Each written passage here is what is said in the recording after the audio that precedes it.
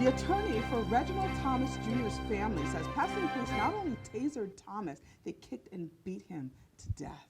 And that doesn't sit well with his family and many in Pasadena's black community. James Farr with online news magazine Pasadena Black Pages is here to tell us more.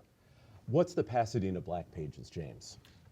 Thanks, first of all, good morning, thanks for having me.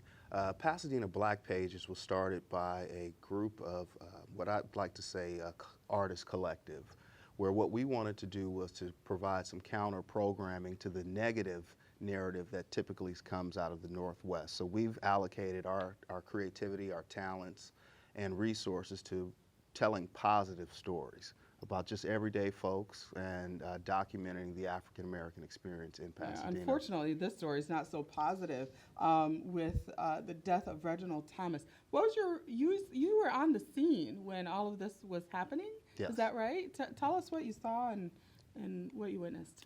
Well, it was something that I was not prepared for. I'm not trained as a first responder. I'm not trained in trauma. I'm not trained in crisis. I was just a concerned citizen who had heard about what had happened and knew that the media typically were going to paint some of the negative images and background of Mr. Thomas. And so I wanted to find out who he is. Okay, so but let's tell this story because, you know, my understanding and from the attorney, from the press conference that I was at, basically, Mr. Thomas had a large knife under his, or a knife, I don't know if it was large, under his arm, and a fire extinguisher in one. They say that he did have mental challenges. He had called police a number of times before, and each time they showed up, they basically were able to help him. But this time, it was a little different. But the truth is, though, that he did have those things in his hand to start. Well, everyone seems to agree at some point that he was holding a knife under his arm as well as a fire extinguisher. Now, we got to believe that if those officers reasonably felt threatened for their lives, they probably would have shot him right away.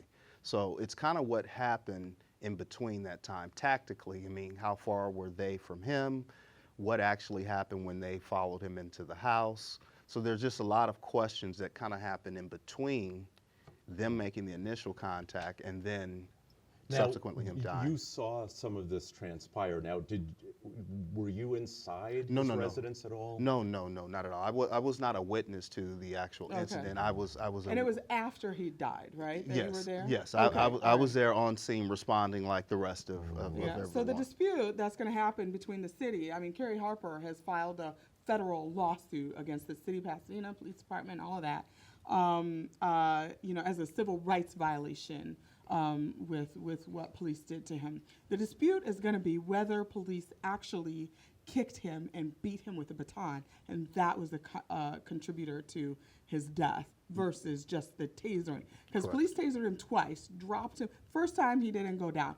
Second time that brought him down, and I guess knocked the things out of his hand and all of that.